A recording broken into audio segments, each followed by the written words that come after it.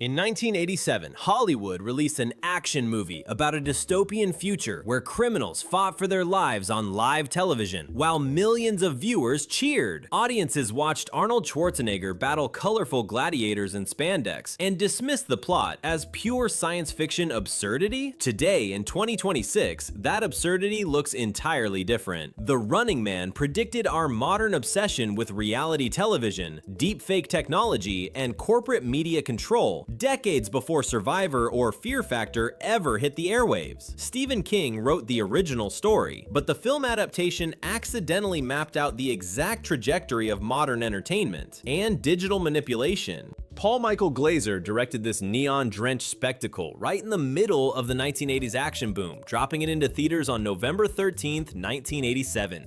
The story transports viewers to a totalitarian America in the distant year of 2017, following a total global economic collapse. Food, art, and communications belong entirely to the state. To keep the starving masses pacified, the government broadcasts a brutal game show called The Running Man. Contestants are convicted criminals who earn a chance at a government pardon provided they survive a deadly gauntlet. Heavily armed mercenaries known as Stalkers hunt them down through an abandoned earthquake zone in Los Angeles. Ben Richards, a wrongly convicted police helicopter pilot, becomes the newest contestant on the board. The network boasted that nobody had ever survived the broadcast. This extreme concept felt completely disconnected from reality to late 80s audiences, which meant critics treated the film entirely as a brainless popcorn flick, rather than a chilling societal prophecy. The origins of this neon nightmare started with horror legend Stephen King. King published the original novel in 1982 under his infamous pseudonym Richard Bachman. He wanted to test if his success came from his established name or his actual writing talent. The Bachman books featured much darker, more cynical themes than his mainstream work. In the novel, Ben Richards is not a wrongly accused action hero with massive biceps. He is a scrawny, desperate father trying to earn money for his sick daughter's medication. The book's version of the game show spans the entire globe, with citizens earning cash rewards for spotting the runner. The hunters are cold, tactical killers, rather than colorful wrestlers. King wrote the entire manuscript in just 72 hours, pouring all his anxieties about television culture into the pages. The movie rights sold fast, but the adaptation quickly stripped away the bleak desperation of the source material.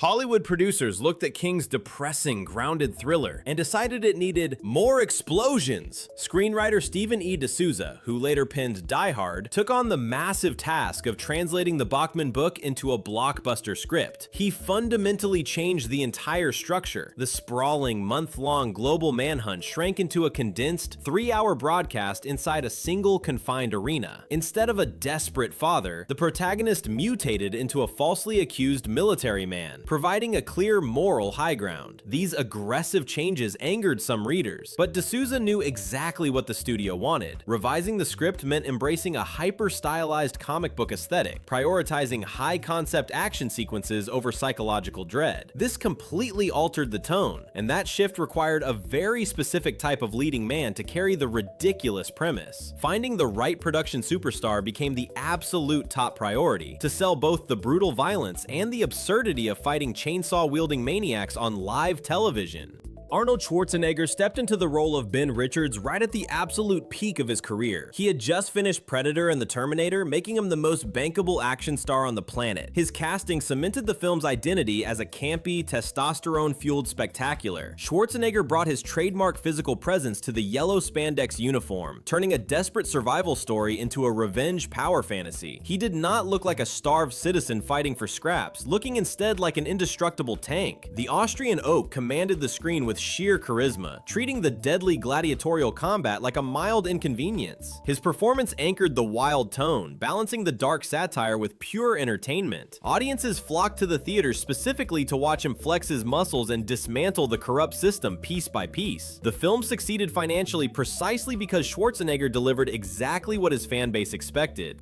If you are enjoying this breakdown of an 80s classic that accidentally predicted our modern future, hit subscribe and the notification bell. We release videos like this every single week. Now, let us look at the supporting cast. The producers surrounded their massive leading man with an equally imposing supporting roster of athletes and massive personalities. Former NFL legend Jim Brown joined the cast as Fireball, bringing legitimate athletic credibility to the screen. Professional wrestling superstar Jesse Ventura stepped into the boots of Captain Freedom, a retired stalker turned fitness guru. Ventura and Schwarzenegger had just worked together on Predator, and their established chemistry translated perfectly to this neon universe. The casting department specifically sought out performers who understood theatricality and crowd work. These were not traditional classically trained actors, which worked entirely to the film's advantage. They knew exactly how to play to a cheering arena,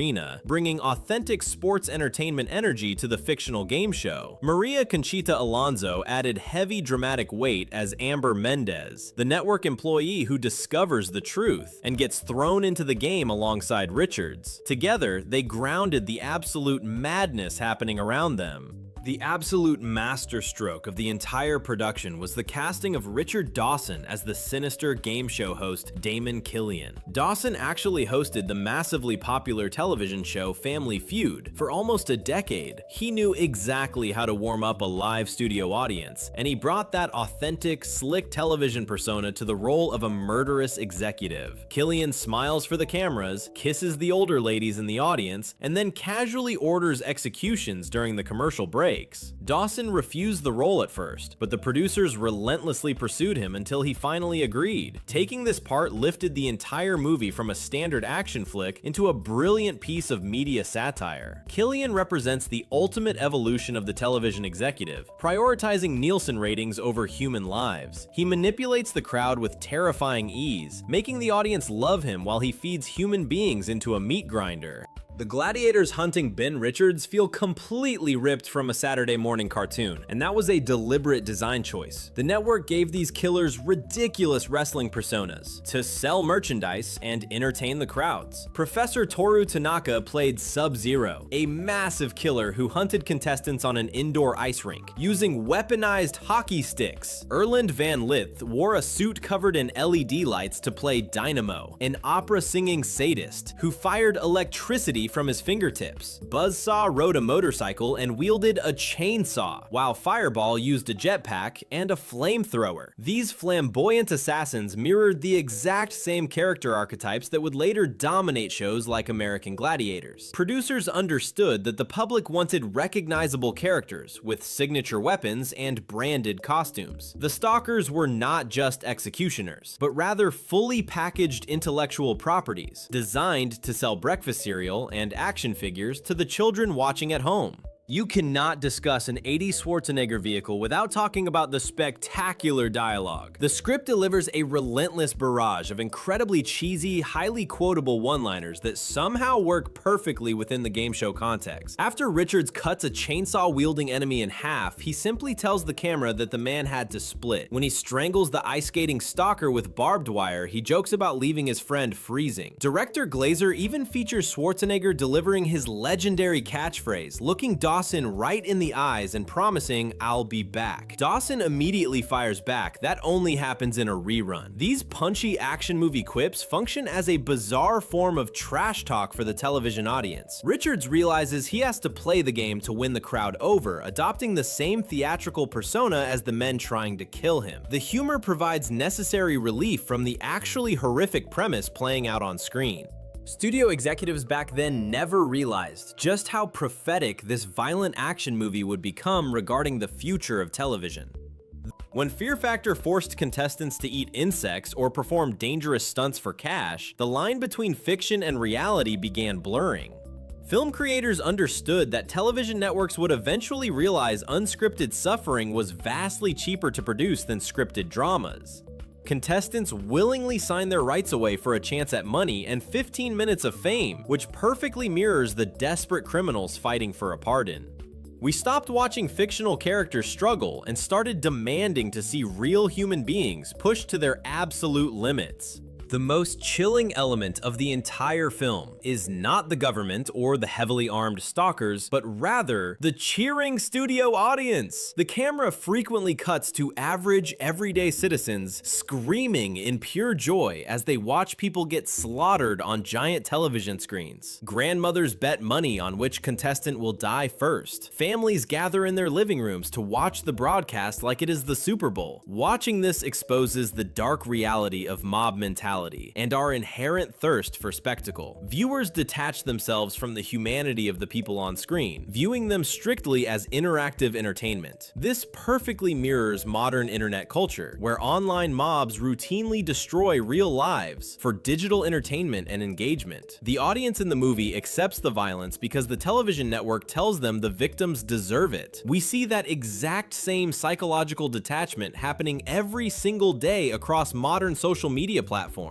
Scriptwriters completely predicted the terrifying rise of deepfake technology and digital media manipulation. At the very beginning of the story, Ben Richards refuses to fire on unarmed civilians. The network takes that security footage and digitally alters it, making it look like Richards gleefully massacred the crowd. They broadcast this fake video to the entire world, instantly turning an innocent man into America's most hated butcher. Later in the film, the network uses a digital body double to fake Richards' death in the arena. In 1987, this level of rapid video manipulation was pure science fiction magic. In 2026, artificial intelligence can generate perfectly convincing fake videos of anyone doing absolutely anything within seconds. The creators recognize that whoever controls the video footage controls the absolute truth. The government in the movie uses altered media to destroy reputations and rewrite history, which is exactly what modern digital propagandists do today. The true power in this dystopian future does not belong to the politicians, but rather to the massive broadcasting corporation known as ICS. The television network completely controls the justice system, using the police force to gather unwilling contestants for their primetime slots. Killian has the actual president of the United States on speed dial, and he treats the commander-in-chief like a junior employee. This paints a terrifying picture of mega corporations swallowing government authority entirely. Citizens currently live in an era where tech giants and massive media conglomerates hold unprecedented global power, dictating public policy and controlling the flow of all human information. Glazer's vision warned us about a future where entertainment, news, and government merge into one terrifying corporate monopoly. The justice system became a profitable content mill for the network. We see alarming parallels today, with data brokers and media companies prioritizing massive profits over basic human ethics.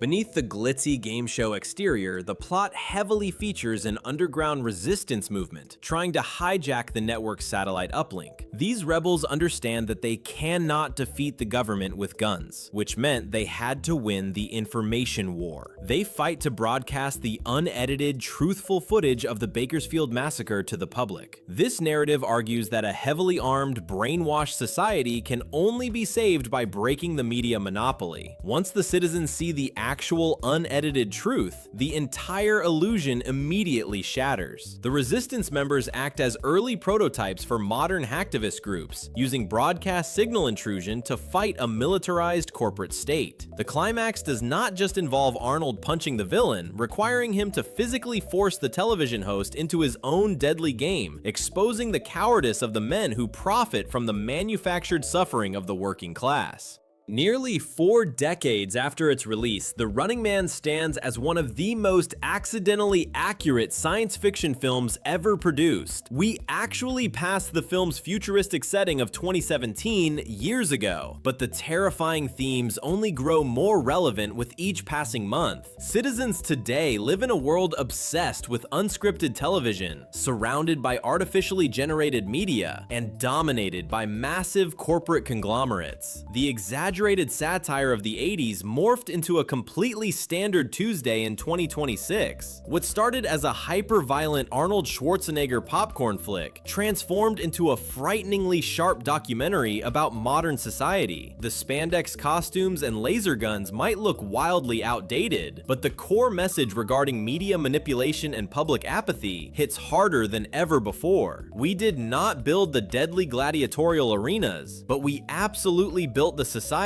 that would happily watch the broadcast.